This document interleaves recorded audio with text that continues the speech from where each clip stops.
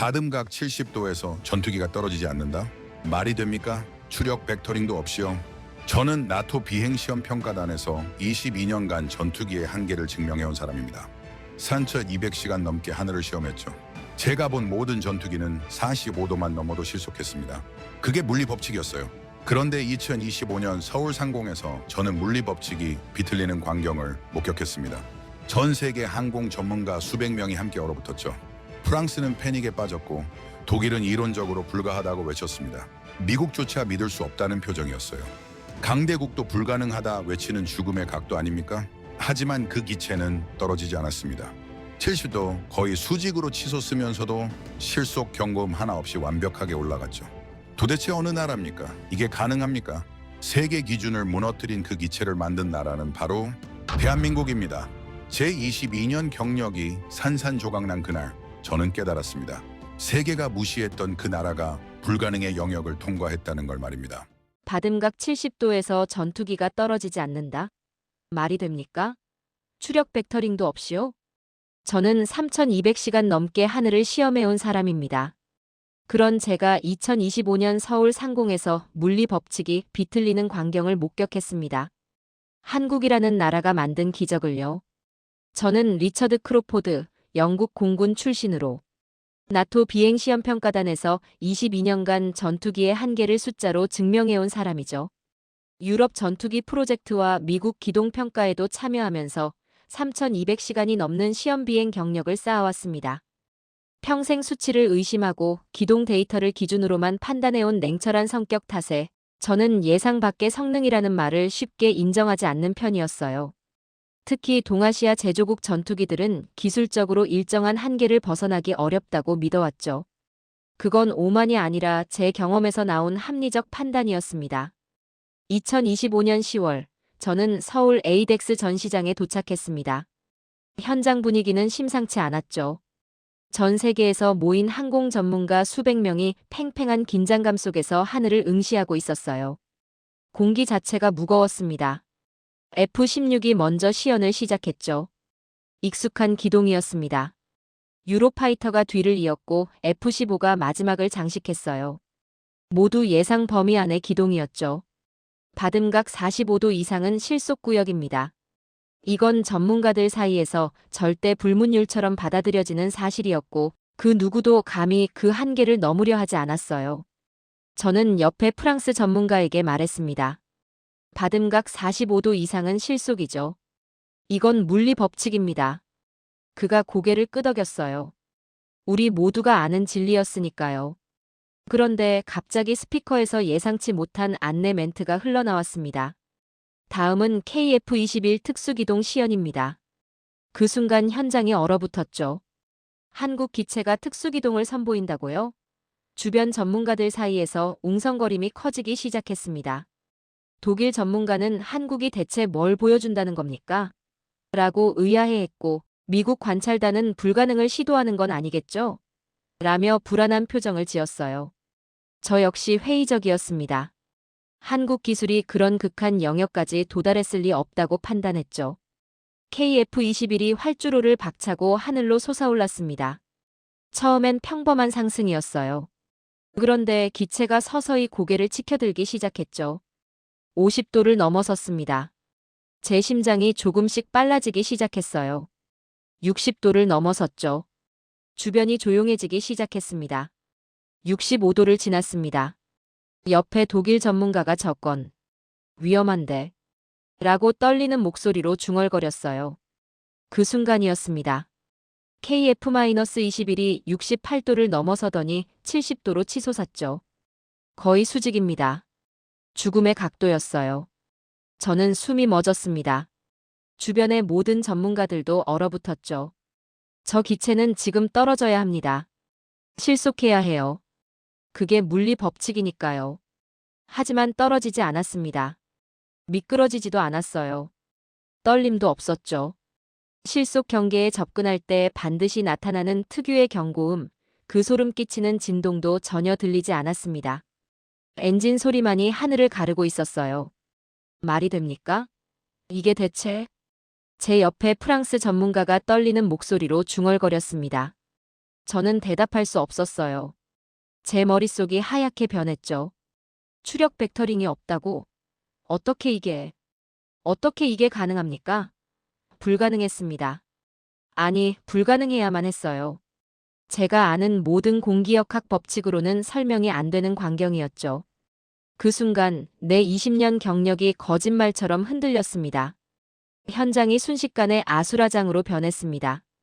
프랑스 전문가가 소리쳤죠. 센서 오류입니다. 분명 센서 오류예요. 미국 관찰단이 반박했습니다. 속독의 오작동 아닙니까? 저게 정상일 리 없어요. 독일 측은 창백한 얼굴로 고개를 저으며 말했죠. 저건 이론적으로 불가합니다. 절대로 불가해요. 모두가 패닉 상태였습니다. 우리가 아는 물리 법칙이 아니었어요. 저 역시 그 혼란 속에서 무언가 근본적인 게 완전히 틀어졌다는 걸 느꼈죠. 시연이 끝나고 저는 떨리는 손으로 한국 측에 시연 데이터를 요청했습니다. 그들의 답변은 놀랍도록 간결했어요. 국산 비행 제어 시스템입니다. 단 한 문장이었지만 그 말이 제 속에서 불안과 호기심, 그리고 의심을 동시에 폭발시켰죠. 한국이 정말로 이 불가능의 구역을 뚫었다는 겁니까? 실속 경고음이 울려야 하는데 아무것도 들리지 않았습니다. 한국이 이 구역을 뚫었다고요? 정말로요? 저는 그날 밤 한 가지 확신을 갖게 됐습니다. 나는 저 기체를 파헤쳐야만 했습니다. 그날 밤 저는 호텔방에서 한숨도 잘 수 없었습니다. 70도 직상승 장면이 계속해서 머릿속을 맴돌았죠. 눈을 감으면 그 기체가 수직으로 치솟는 광경이 보였고 귀를 막아도 그 고요했던 순간의 침묵이 들려왔어요. 제가 본 건 환상이 아니었습니다. 수백 명의 전문가가 함께 목격한 현실이었고 그 현실이 제 모든 상식을 박살내고 있었죠. 다음 날 아침 일찍 저는 공식 브리핑 장소로 향했습니다.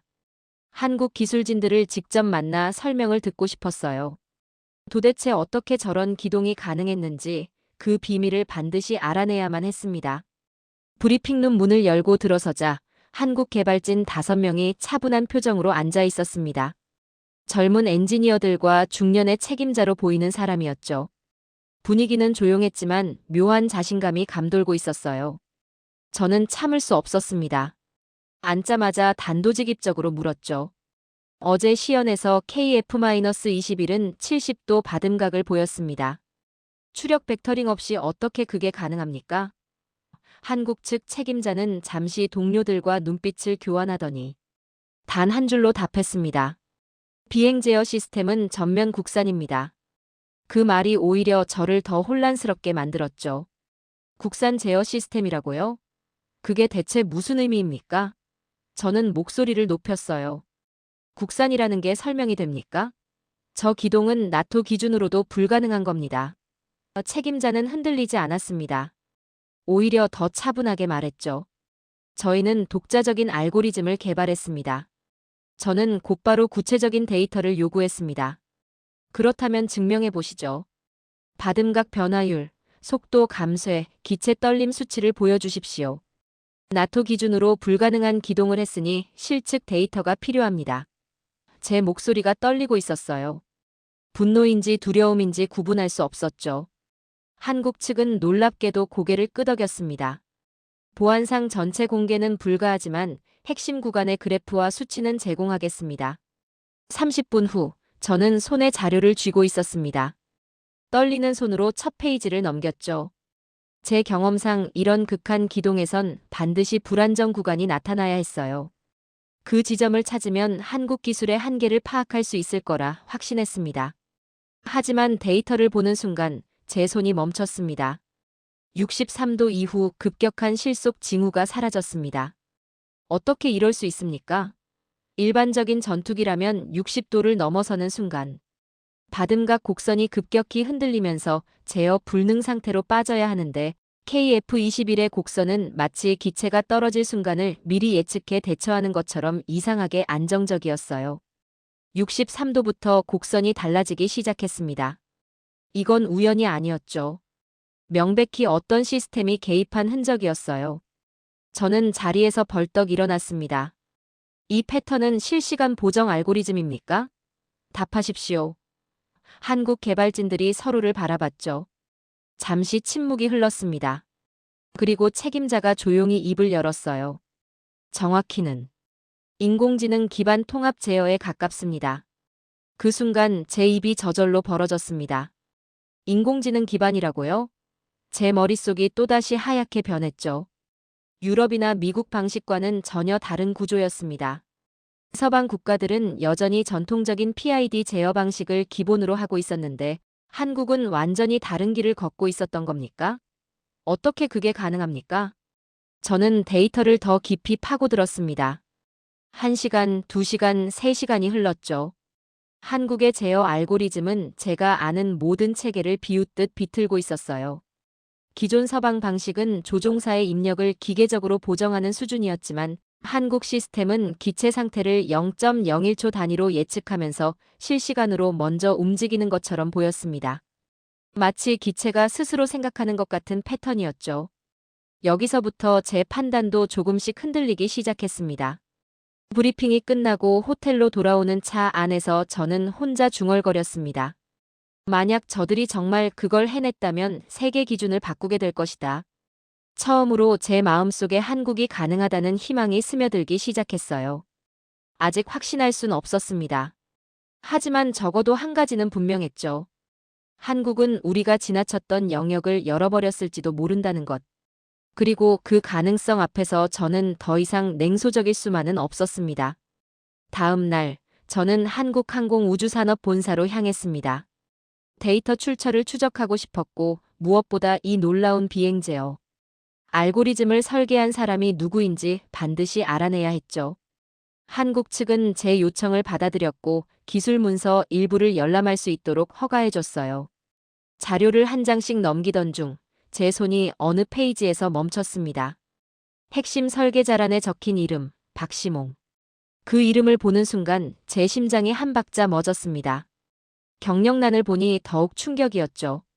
F-22 소프트웨어 개발팀 출신이라고 적혀 있었어요. 저는 곧바로 한국 측 담당자에게 물었습니다. 이 박시몽 박사는 정말 미국 F-22 팀에 있었던 사람입니까? 담당자는 자랑스러운 표정으로 고개를 끄덕였죠. 네, 맞습니다. 박 박사님은 미국에서도 최상위급 엔지니어로 인정받던 분이셨어요. 하지만 2019년에 조국의 전투기 시스템을 만들겠다며 귀국하셨습니다. 저는 이해할 수 없었습니다. F-22는 세계 최고의 전투기 아닙니까? 그 핵심 개발팀에 있던 사람이 왜 모든 걸 버리고 한국으로 돌아온 겁니까? 미국에서의 연봉, 지위, 경력, 그 모든 것을 포기하고 말이죠. 도대체 왜 그런 선택을 했습니까? 제 목소리가 떨렸어요. 담당자는 잠시 침묵하더니 천천히 말했습니다. 박 박사님은 한국 전투기가 세계 수준에 도달하는 걸 직접 보고 싶다고 하셨습니다. 단순히 참여하는 게 아니라 핵심을 만들고 싶다고 하셨죠. 그 말을 듣는 순간 저는 묘한 전율을 느꼈습니다. 이건 단순한 애국심이 아니었어요. 확신이었습니다. 자신이 돌아가면 한국이 해낼 수 있다는 확신 말이죠. 저는 더 알고 싶었습니다. 이 사람이 어떤 환경에서 일하고 있는지, 한국 개발 시스템이 어떻게 돌아가는지 직접 보고 싶었어요. 저는 개발실 방문을 요청했습니다. 외국인 전문가에게는 극히 이례적인 요청이었지만 한국 측은 놀랍게도 승인해줬죠.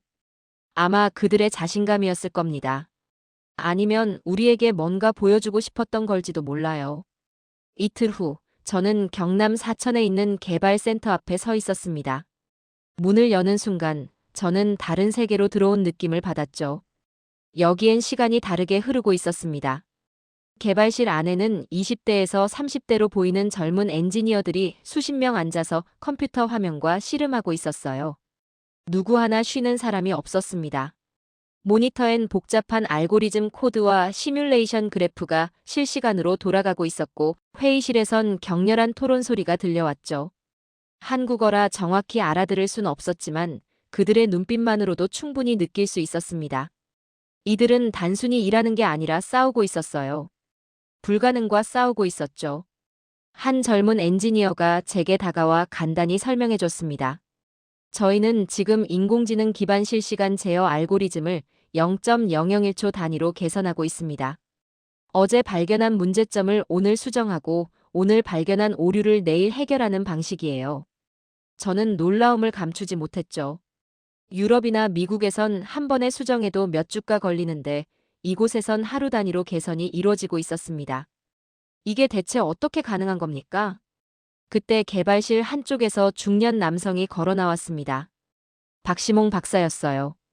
그는 제게 조용히 인사를 건넸고 우리는 짧은 대화를 나눴죠. 그의 눈빛엔 오만도 과장도 없었습니다. 오직 확신만 있었어요. 저는 그 순간 깨달았습니다. 한국 기술의 핵심은 장비가 아니라 사람이라는 걸. 이 집요함, 이 속도, 이 확신이 70도 기동을 만들어냈다는 걸 말이죠. 이들은 불가능을 실험하는 게 아니라 가능한 미래를 당겨오고 있었습니다. 저는 드디어 확신했어요. 이 나라엔 뭔가 있습니다. 그날 밤 저는 호텔로 돌아와 받은 데이터를 다시 한번 펼쳤습니다. 뭔가 놓친 게 있을 거라는 확신이 들었어요. 한국 기술진의 자신감은 인상적이었지만 저는 여전히 완전히 납득할 수 없었죠. 22년간 쌓아온 제 경험이 그렇게 쉽게 무너질 리 없다고 생각했습니다. 그래서 저는 데이터를 처음부터 끝까지 다시 분석하기 시작했어요. 특히 68도에서 70도로 넘어가는 그 짧은 순간, 거기에 뭔가 숨겨진 게 있을 거라 확신했죠. 2시간쯤 지났을까요? 저는 미묘한 오차를 발견했습니다. 68도에서 70도 구간, 정확히 0.03초 동안의 초미세 흔들림이었어요. 육안으로는 절대 보이지 않는 수준이지만 데이터상으로는 명백히 존재했죠. 일반적인 전투기라면 이 흔들림이 증폭되면서 실속으로 이어져야 하는데 KF-21은 그 흔들림을 순식간에 억제했습니다. 실속 억제 알고리즘이 개입한 흔적처럼 보였지만 완전히 해명되지 않았어요. 이 패턴은 내가 본 모든 실속 패턴과 달랐습니다. 이건 설명이 필요했죠. 저는 스스로에게 질문하기 시작했습니다. 이게 실수인가 혁신인가? 만약 실수라면 다음 시연에서 반드시 문제가 드러날 것입니다. 하지만 혁신이라면? 그렇다면 제가 20년간 믿어온 모든 기준이 틀렸다는 얘기였죠. 한국이 정말 그 수준의 제어 알고리즘을 독자적으로 만들 수 있나? 제 논리와 현장에서 본 현실이 정면으로 충돌하고 있었어요. 잠을 이룰 수 없었습니다. 다음 날 아침, 저는 다시 개발센터를 찾았습니다. 한국 개발진과 기술 토론을 요청했죠. 회의실에 들어서자 박시몽 박사를 포함한 엔지니어 6명이 앉아 있었어요. 저는 곧바로 질문을 던졌습니다. 어젯밤 데이터를 재분석했습니다. 68도에서 70도 구간에 0.03초간의 미세 흔들림이 있었죠. 이 패턴은 실시간 보정 알고리즘입니까? 아니면 인공지능 기반 예측 제어입니까? 회의실이 잠시 조용해졌습니다. 박 박사가 동료들과 눈빛을 교환하더니 천천히 입을 열었어요. 그걸 발견하셨군요. 정확히는 인공지능 기반 예측 제어가 맞습니다. 하지만 그건 기밀이라 더 자세히 말씀드릴 수 없습니다. 저는 답답했죠. 기밀이라고요? 제가 나토 비행시험평가단에서 22년간 일한 사람입니다. 이 정도 패턴은 설명이 가능해야 하지 않습니까? 한 젊은 엔지니어가 조심스럽게 말했습니다. 크로포드 박사님, 저희 시스템은 서방 방식과 근본적으로 다릅니다. 조종사 입력을 보정하는 게 아니라 기체 상태를 0.01초 앞서 예측해서 먼저 움직이는 거예요. 저는 반박했죠. 그건 이론적으로 가능합니다. 하지만 실제 구현은 다른 문제 아닙니까? 예측이 틀리면 어떻게 됩니까? 박 박사가 차분하게 답했어요. 그래서 실패 데이터가 5,000건이 넘습니다. 저희는 실패를 통해 학습시켰죠. 그 순간 저는 당황했습니다. 그들의 자신감은 허세가 아니라 축적된 결과였어요. 제가 의심하는 동안 이들은 이미 수천 번의 실패를 거쳐 답을 찾아낸 겁니까? 저는 목소리를 낮췄습니다. 그래도 완벽할 리가 없습니다. 분명 한계가 있을 겁니다. 박 박사가 고개를 끄덕였어요. 맞습니다. 저희도 완벽하다고 생각하지 않습니다. 그래서 지금도 개선하고 있죠. 그 솔직함이 오히려 저를 더 흔들었습니다. 이들은 자신들의 한계를 인정하면서도 그 한계를 매일 넘어서고 있었어요. 회의가 끝난 후 저는 개발실을 다시 둘러봤습니다. 그리고 놀라운 장면을 목격했죠. 오전에 발견된 알고리즘 오류를 오후에 이미 수정해서 시뮬레이션에 반영하고 있었어요. 이 속도는 서방의 군사 조직에서는 절대 불가능하다. 제가 중얼거리자 옆에 엔지니어가 웃으며 말했습니다. 저희는 빠른 게 아니에요. 그냥 실패를 두려워하지 않을 뿐이죠. 한국은 실험을 반복하는 것이 아니라 축적을 가속하고 있었습니다. 저는 호텔로 돌아오는 차 안에서 혼자 중얼거렸어요. 그래도 이렇게 완벽할 리가 없어. 하지만 마음 한켠에서는 이미 인정하기 시작한 제 자신을 발견했습니다. 인정하고 싶지 않았지만 내가 틀렸을지도 모른다는 생각이 점점 커지고 있었죠. 도대체 이 나라에 뭐가 있는 겁니까? 사흘 후 저는 다시 연락을 받았습니다. 한국 측에서 업데이트된 알고리즘을 적용한 제시연을 준비 중이며 참관을 원하는지 묻더군요. 저는 주저없이 승낙했습니다. 제가 발견한 그 미세한 흔들림을 정말 해결했는지 직접 확인하고 싶었죠. 만약 해결하지 못했다면 그건 한국 기술의 한계를 증명하는 결정적 증거가 될 것입니다.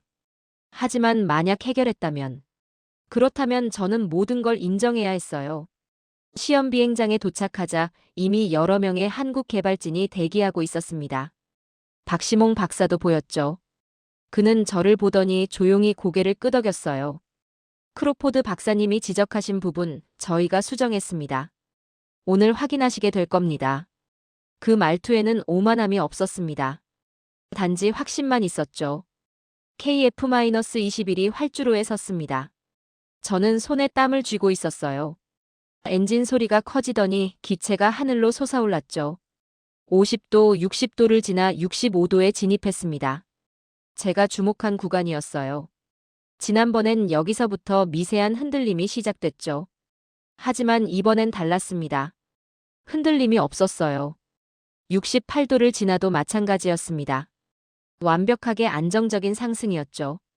그리고 70도. 기체는 마치 보이지 않는 레일 위를 달리듯 정확하게 수직으로 치솟았습니다. 흔들림이 사라졌다고? 제 입에서 저도 모르게 말이 튀어나왔어요. 이론상 불가능한 안정적 패턴이었습니다. 단 사흘 만에 그 문제를 완전히 해결했다는 겁니까? 옆에 있던 젊은 엔지니어가 제게 말했습니다. 박사님이 지적하신 부분 덕분에 센서 편향 문제를 찾을 수 있었어요. 감사합니다. 저는 어이가 없었죠. 제가 한계를 지적한 건데 그들은 그걸 감사의 이유로 받아들였습니다. 시연이 끝나고 저는 그 젊은 엔지니어와 대화를 나눴어요. 어떻게 사흘 만에 저 문제를 해결했습니까? 그가 태연하게 답했습니다. 저희는 최저값을 찾는 게 아니에요. 실패를 빨리 만들어내는 방식입니다. 빨리 실패하고 빨리 배우고 빨리 고치는 거죠. 그 철학 한 문장이 저를 강하게 흔들었어요. 그들은 실패를 두려워하지 않았습니다. 그래서 빨랐던 겁니다. 저는 박시몽 박사에게 다가갔습니다. 박사님, 솔직히 물어보겠습니다. 추력 벡터링 없이 정말 이게 가능합니까? 박 박사는 저를 똑바로 바라보며 단호하게 말했죠. 가능합니다. 아니, 이미 증명했습니다. 크로포드 박사님이 방금 직접 보셨잖습니까? 그의 눈빛엔 오만도 과장도 없었습니다. 오직 확신만 있었어요. 제가 20년 동안 모아온 기준이 한순간에 부서지는 느낌이었죠. 박 박사가 덧붙였습니다. 저희를 따라오시겠습니까? 보여드릴 게 있습니다. 저는 그를 따라 시뮬레이션 센터로 향했어요. 문을 열고 들어서는 순간 저는 숨이 막혔습니다. 거대한 스크린에는 수십 개의 알고리즘 테스트가 24시간 내내 돌아가고 있었죠. 한쪽 벽면에는 테스트 반복 횟수 8347회라는 숫자가 적혀 있었어요. 저희는 동일한 패턴을 수천 번 반복하며 안정값을 찾아갑니다. 박 박사가 설명했습니다. 하루에 평균 50번에서 100번의 시뮬레이션을 돌리죠. 실패하면 즉시 수정하고 다시 돌립니다. 멈추지 않습니다. 저는 압도당했어요. 이건 연구실이 아니었습니다. 전쟁터였죠. 불가능과의 전쟁터였어요. 한 엔지니어가 모니터 앞에서 소리쳤습니다. 89번 테스트 성공. 안정성 0.03% 향상. 주변 동료들이 박수를 쳤어요. 겨우 0.03% 향상인데 그들은 환호했습니다. 저는 그 순간 깨달았죠. 이들에게 완벽은 목표가 아니었습니다. 과정이었어요. 매일 조금씩 나아가는 것, 그게 이들의 방식이었죠. 이건 공장도 연구실도 아닙니다. 제가 중얼거렸어요. 시스템입니다. 박 박사가 미소를 지으며 고개를 끄덕였습니다. 이제 이해하셨군요. 저희의 힘은 기술이 아니라 시스템입니다. 실패를 학습으로 바꾸는 시스템이죠. 기술의 힘이 아니라 시스템의 힘이었습니다. 한국은 단순한 기술 보유국이 아니라 시스템을 설계하는 나라였던 겁니다. 저는 센터를 나오며 하늘을 올려다봤습니다. 그리고 조용히 인정했죠. 나는 드디어 인정하기 시작했다. 한국은 다르다. 제 20년 경력이 틀렸던 게 아니었습니다. 단지 세상이 바뀌고 있었고 한국이 그 변화를 이끌고 있었던 거죠. 한국은 세계의 기준을 다시 쓸지도 모릅니다. 일주일 후 저는 한국 측으로부터 긴급 연락을 받았습니다. 극한 기동 반복 테스트 중 예상치 못한 문제가 발생했다는 내용이었죠. 제 조언을 구하고 싶다고 했어요. 저는 즉시 사천개발센터로 향했습니다. 도착하자마자 느껴지는 분위기가 심상치 않았죠. 평소와 달리 개발실 전체가 무겁게 가라앉아 있었어요. 박시몽 박사가 저를 맞이했습니다. 그의 얼굴엔 피로가 역력했죠. 크로포드 박사님, 문제가 생겼습니다. 직접 보시죠. 우리는 분석실로 향했어요. 대형 스크린에 테스트 데이터가 떠 있었습니다. 박 박사가 설명을 시작했죠. 72도 부근에서 제어 보정이 한 박자 늦게 반응하는 오류를 포착했습니다. 아주 미세하지만 고고도에서는 치명적일 수 있어요. 저는 데이터를 자세히 들여다봤습니다. 72도 지점에서 0.05초간의 지연이 보였죠. 작은 숫자지만 제 경험상 이건 위험한 흔들림이었어요. 이 오류를 해결하지 못하면 70도 기동은 반복 재현이 불가능합니다. 저는 냉정하게 말했죠. 회의실 안에 한국 개발진들 표정이 굳어졌어요. 그들도 알고 있었습니다. 이건 심각한 문제라는 걸 말이죠. 긴급 회의가 소집됐습니다. 회의실엔 긴장감이 팽팽했어요.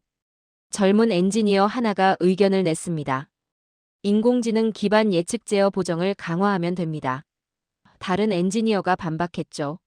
아니요, 기존 PID 제어 보정을 먼저 강화해야 합니다. 의견이 갈렸습니다. 회의실은 격렬한 토론으로 뜨거워졌어요. 박시몽 박사도 처음으로 심각한 표정을 지었습니다. 두 방법 다 시간이 걸립니다. 하지만 우리에겐 시간이 없어요. 그의 목소리가 떨렸죠. 저는 그 순간 깨달았습니다. 이들도 두려움을 느끼고 있다는 걸 말이에요. 한국의 젊은 엔지니어들조차 흔들리고 있었습니다. 설상가상으로 나쁜 소식이 들려왔습니다. 국제 전문가단 사이에서 70도 기동은 일회성 쇼였다는 루머가 퍼지기 시작했다는 거였죠. 미국과 유럽 측 관찰단이 은근히 압박을 가하고 있었어요. 한국이 과장했다, 재현 불가능하다는 인상을 퍼뜨리고 있었습니다. 저는 분노를 느꼈어요. 그들은 한국의 성과를 인정하고 싶지 않았던 겁니다. 회의는 밤늦게까지 이어졌습니다. 하지만 명확한 해결책은 나오지 않았죠. 저는 숙소로 돌아와 혼자 데이터를 분석하기 시작했어요. 새벽 2시가 넘어서까지 스크린을 응시했습니다. 그리고 마침내 뭔가를 발견했죠. 문제는 알고리즘이 아니다. 제가 중얼거렸어요. 입력값이다. 센서 편향을 먼저 잡아야 해.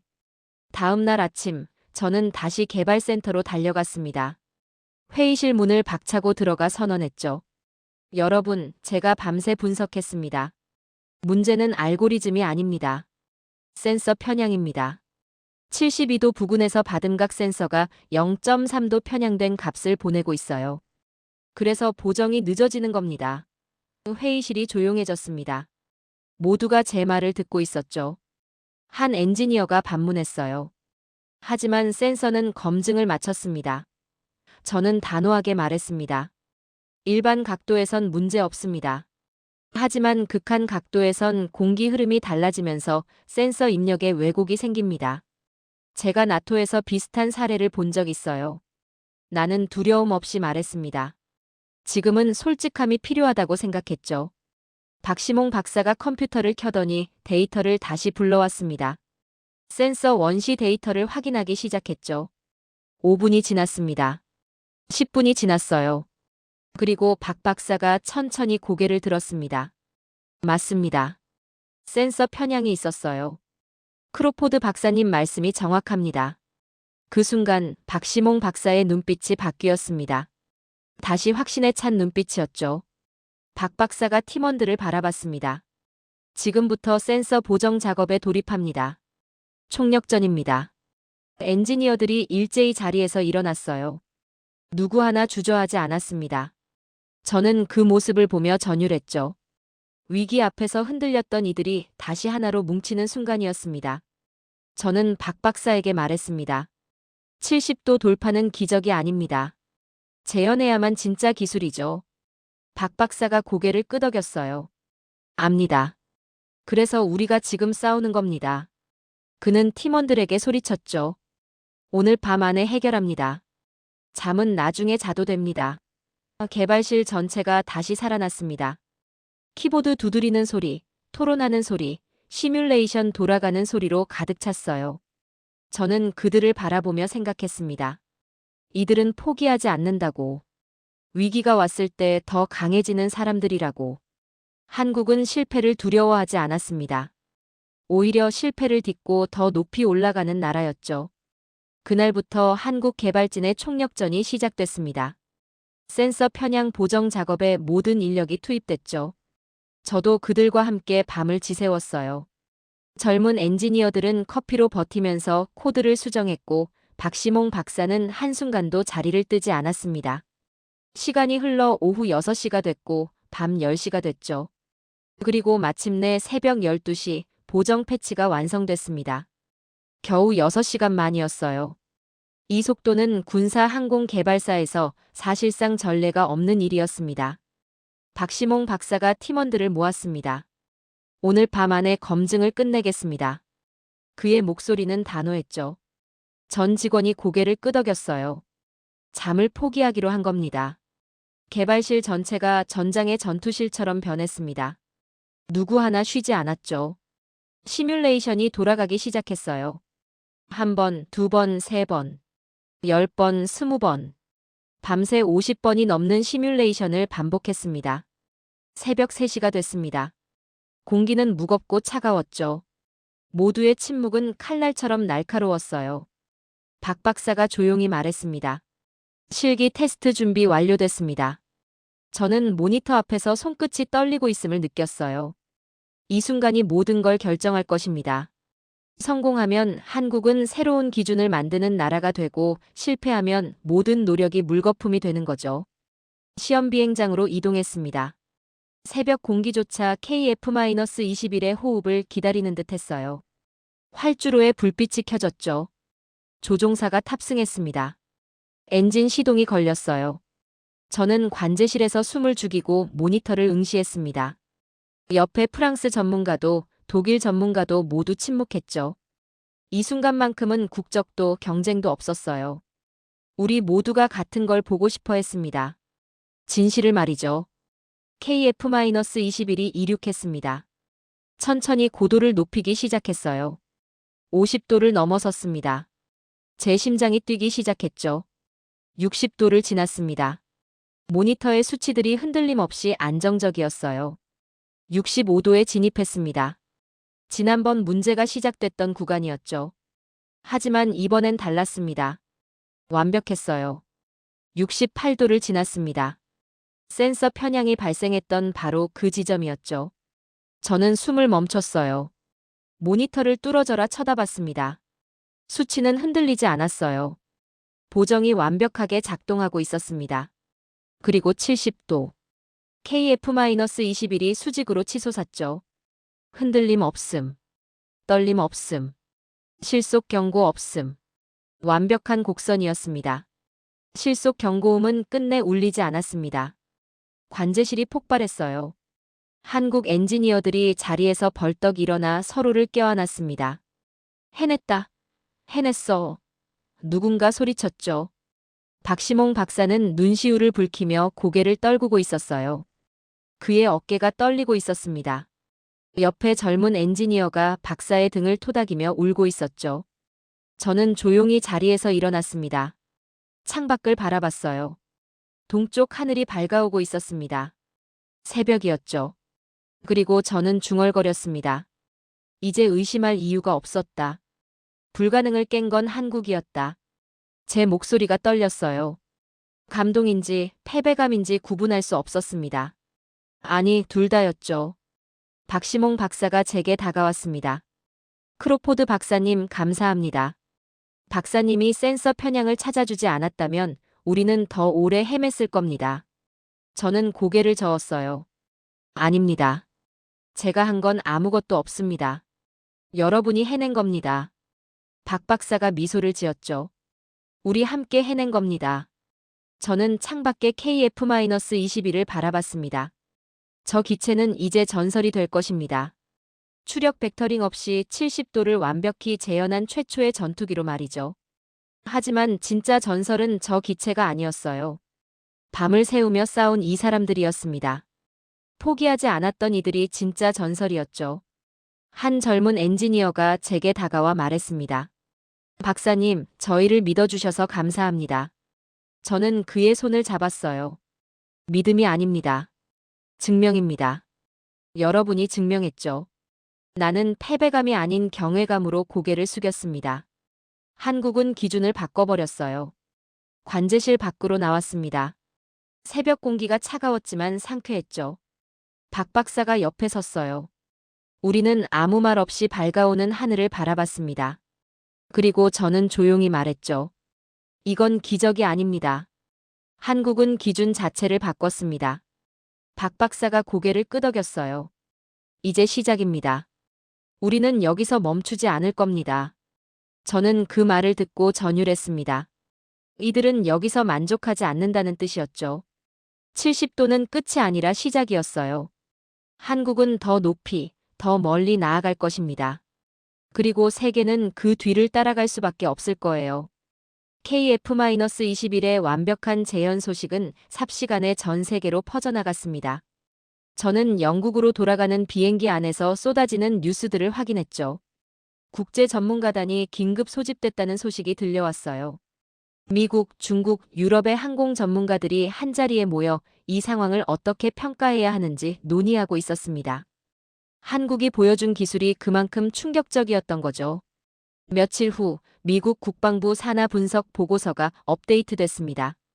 KF-21을 5세대 전투기 보편화의 결정적 분기점으로 규정했어요. 한국의 양산 속도와 반도체 기반 항공전자 체계를 세계 최고 수준이라 평가했죠. 저는 그 보고서를 읽으며 고개를 끄덕였습니다. 정확한 분석이었어요. 한국은 단순히 전투기 한 대를 만든 게 아니었습니다. 새로운 기준을 만들어냈죠. 가장 충격적인 반응은 중국에서 나왔습니다. 중국 군사연구소가 발표한 공식 문서에 KF-21은 중국 공군의 아킬레스건이라는 문구가 그대로 삽입됐어요. 중국 내부 분위기는 장례식처럼 침울했다고 합니다.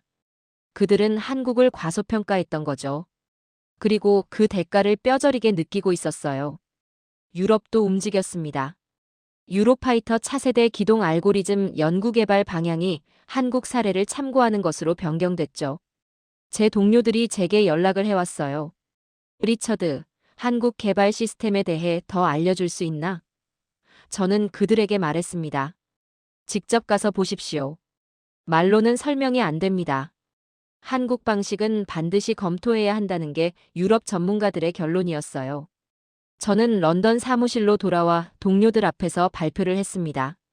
KF-21의 성능보다 더 충격적이었던 건 한국식 개발 시스템의 힘이었습니다. 저는 사천에서 본 광경들을 설명했죠. 하루 단위로 개선되는 알고리즘, 실패를 두려워하지 않는 문화, 24시간 돌아가는 시뮬레이션 센터. 동료들은 믿기 어렵다는 표정이었어요. 하지만 저는 확신했습니다. 그게 진실이라는 걸 말이죠. 한국은 단순히 전투기를 만든 게 아닙니다. 제가 말했습니다. 세계 항공기 기술의 기준과 속도를 완전히 재정의했습니다. 이제 세계는 한국을 따라가기 위한 논쟁으로 가득합니다. 회의실이 조용해졌어요. 모두가 제 말의 무게를 느끼고 있었죠. 그날 밤 저는 집으로 돌아와 22년간의 경력을 돌아봤습니다. 제가 틀린 게 아니었어요. 단지 세상이 변하고 있었고 한국이 그 변화를 이끌고 있었던 겁니다. KF-21은 한 나라의 기술이 아니라 새로운 문명의 상징이었어요. 중국조차 두려움을 숨기지 못했고 유럽은 배우려 하고 있었죠. 한국은 미래의 속도를 이미 앞당겨 버렸습니다. 저는 창밖을 바라보며 조용히 중얼거렸습니다. 이 나라는 진짜다. 한국은 불가능을 기술로 증명한 나라였습니다. 그리고 세계는 이제 그 사실을 인정할 수밖에 없었죠.